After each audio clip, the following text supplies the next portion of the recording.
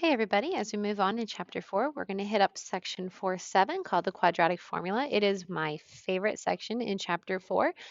So let's just do a quick memory recall of what we have done.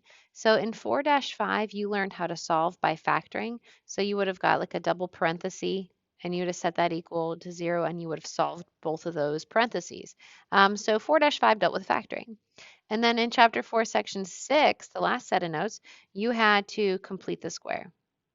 And no one liked, well, I don't know. I had a couple of students throughout the years who like to complete the square, but both of those are ways to solve. Well, today we're going to learn how to solve quadratics by the quadratic formula. So the question is, what is the quadratic formula? I'm so glad that you asked. You can ask Miss Shirey, she'll sing you a song.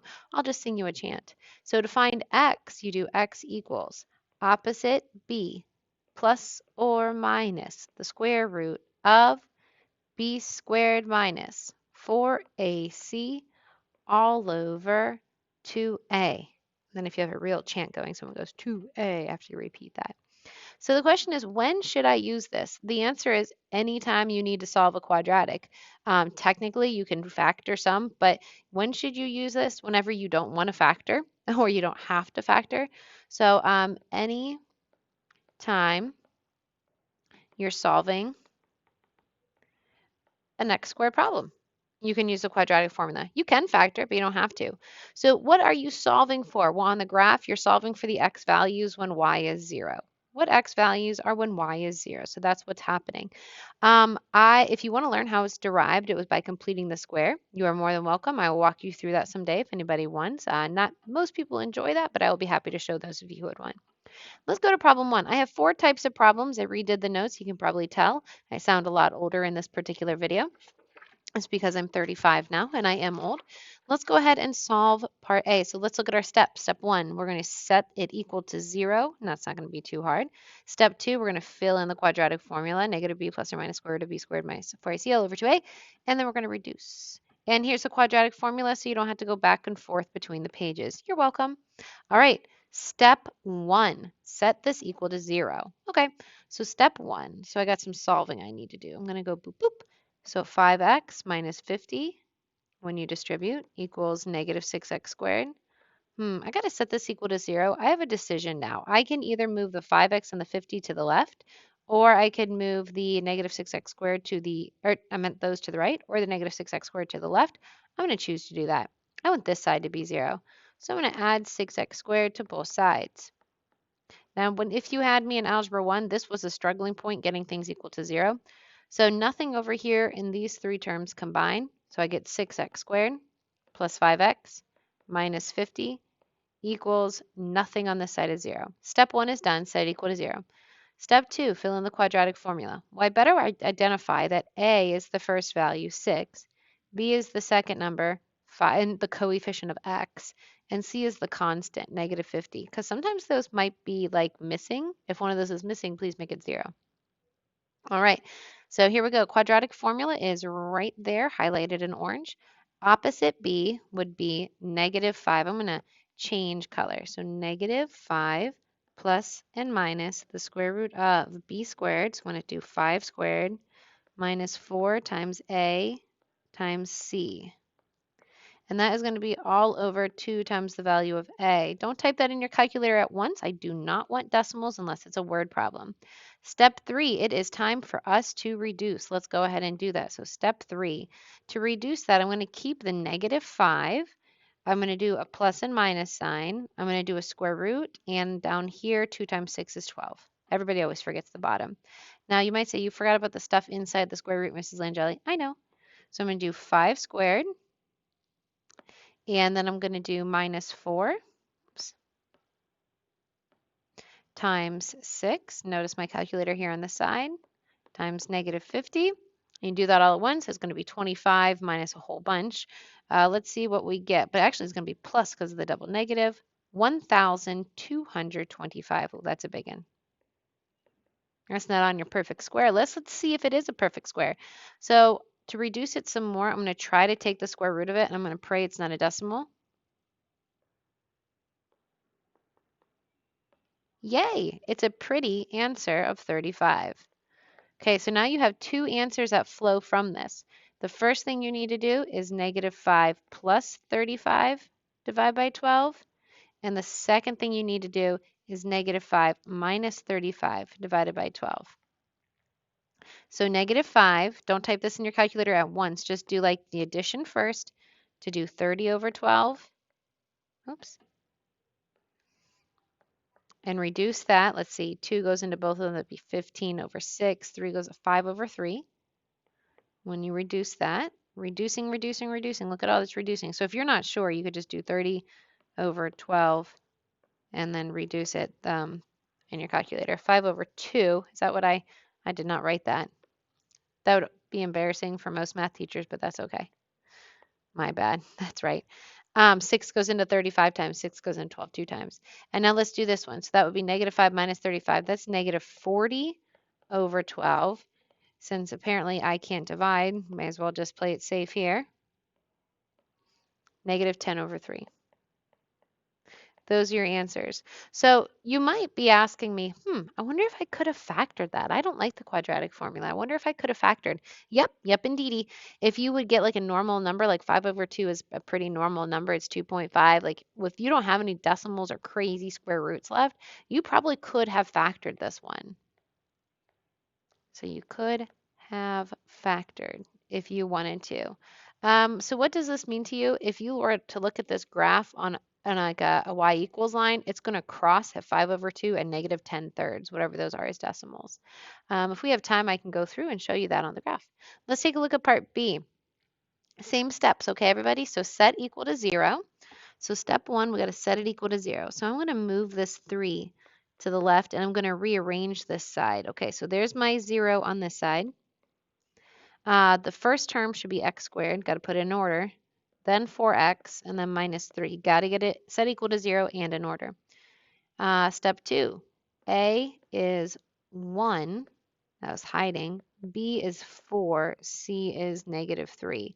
Just as an FYI, sometimes B or C might be 0 if those terms are missing. A can never be 0. So opposite B plus or minus square root of B squared minus 4AC all over 2A. 2A. Now, you might be like, hey, Mrs. L, why are you using parentheses here? Because if you don't use parentheses and you try to square a negative, you're going to screw it up. Okay? You got to make sure you use parentheses with negatives. Positives, not a big deal. Negatives, a huge deal. Okay? Let's go ahead and get our calculator rolling. That's -4 plus or minus the square root of something over 2 times 1 is just 2. So let's see. So we'll do 4 squared. When I had you guys, or some of you, I should say, in Algebra 1, this was like your favorite thing we did all year because it's literally just like lining it up, making sure you got your positives and negatives right, and then typing it in the calculator, which is really great. Ooh, 28. I don't like that one. I don't like that one because I know there's no square root of 28. Let me show you. That's stinky. Do you guys see that? That's like not a pretty answer like the last one. So now what you need to do is pull up your perfect squares, and you need to say what perfect square goes into 28. Ooh, this is where kind of like this is where kids start to get confused. So it's like what perfect square goes into 28. So if I know my perfect squares 4, 9, 16, 25, 36, 49, 64, 81, 100, so on and so forth, what's the biggest perfect square that goes into 28? 4. 4 times what makes 28? 4 times 7. So you had to know your perfect squares, pick one of them, and then like you had to say, okay, what makes 28? 4 is a perfect square. 7 times 4 is 28. That's why I use the 7. So take a look at what that's going to look like now. So this, and no decimals, okay? You give me a decimal, you're not going to get full credit, I promise you. You have to take the square root of the 4, which is where I'm writing a 2 right now. I'm going to highlight it. See that 2? That's from the square root of 4. Now the square root of 7, there is no such thing as the square root of 7. I mean, there is, but it's an icky decimal. So the 4, you take the square root, it becomes a 2. The 7 is trapped inside. This is still all over 2. Now I'm going to highlight as triangle of numbers. Look at this 4. Look at this 2. Look at this 2. That triangle of numbers, you can divide the outside by 2. So we're going to do that to finish it. So that's going to be -2 plus or minus 1 square root of 7 over 1. So essentially, you guys see those ones? Yes, I understand those ones do exist. However, in math, we don't write those ones because it just kind of looks kind of funny to have all those extra ones. All right, let's try again. If you need to rewatch some of these, please do. Copy them down and then rewatch them if you think you need it. So we're going to have to set this equal to 0. So step 1, we're going to have to distribute that x in. So hopefully you guys are good at distributing. That gives you x squared plus 4x equals negative 4. Distribute the x in. Now I need to add this 4 to the left so that I can get a big whopping 0 on this side. These three items do not combine. I should have given you a problem there where they did combine. X squared plus 4x plus 4. You got to get them in order. Combine anything that does have like terms. Nothing did there. Okay, step 2, identify A. A is 1, B. B is 4, C. C is 4. Please remember B or C have the potential to be 0. A can never be 0. And if you're wondering where the 1 came from, whoop, came from right in front of the x squared. So opposite B plus or minus square root of B squared minus 4 times A times C all over 2 times A. Let's get our calculator running. Set it up. 2 times 1 is 2. Okay, so I have all the outside stuff. I did 2 times 1. So we're going to do 4 squared minus 4 times A times C. What are we going to get here? Oh, a 0. That's interesting. Don't always get a 0. That's kind of a special little happening. So that's going to be negative 4 plus or minus, what's the square root of 0? Well, the square root of 0 is just 0. So I have two answers, right? I can do negative 4 plus 0, and then I'll divide by 2. And then I'm going to need to do negative 4 minus 0, and then I'm going to divide by 2. I know some of you are thinking, that's silly. I know it's just going to be negative 4 over 2 in both cases. You're right. If you know that, that's great. So if you get 0 there, that's what happens. So I have a double answer of negative 2. So you just say, like, my answer is negative 2. You don't have to say both of those. So that would mean that this particular graph will cross the x-axis at negative 2. And like once we get into chapter 5, way in the future, we'll talk about what it means to have a double answer. Okay, but if you plug negative 2 up to the beginning at the very, very, very tippy top on part C, if you were to plug negative 2 in for this x and this x, the blue x's I'm highlighting, you would get a true statement, which is really cool. Okay, part D. Let's go ahead and move. Now you can move. I don't have an equal sign. Oh, where do I want that to be? Let's see. Do I want that to be equal to 0? Give me 1 second to catch up. I need an equal sign.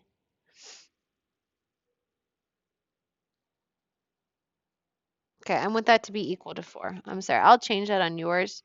I think I want that to have an equals sign there. Okay, that should have been an equal sign, not a minus sign. All right, now what we're going to do is you can take these items to the right or you can take the 4 to the left. I'm going to choose to subtract 4 to take it to the left because it's less to do. Now I have a 0 on this side. This is step 1, setting equal to 0. Let's get these in order. You should write the biggest term, 2x squared first, and then the middle term, minus x, and then a minus 4. Step 2, so it's equal to 0. Step 2, identify A, identify B, identify C. Please remember that B or C have the potential to be 0. So if I do opposite B, plus or minus square root of, parentheses are super important for B squared, minus 4 times A times C, all over 2 times A.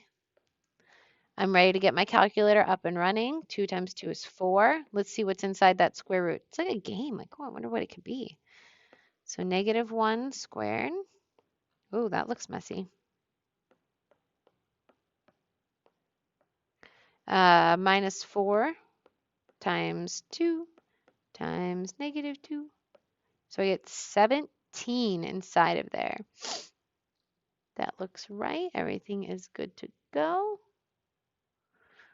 Just want to make sure I have everything typed in properly. 2x squared 4a times c.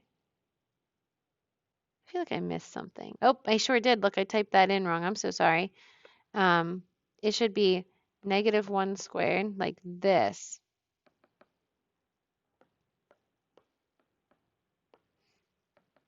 And then I should have minus 4 times A times C. I typed in the wrong number there. There you go. That's correct. So I get 33. Now you might be like, oh boy, I wonder if there's a square root of 3. Absolutely not. There's no square root of 33. And if you think about your perfect squares being 4, 9, 16, there is no perfect square inside of 33. So as ugly as this is, your two answers are 1 plus the square root of 33 all over 4 and 1 minus the square root of 33 all over 4. Ugly answers, but that's what happens when there's no perfect squares that fits inside of them. All right, I hope you have enjoyed learning about the quadratic formula. Now you're going to do a couple of word problems to apply it. It's going to be a good time.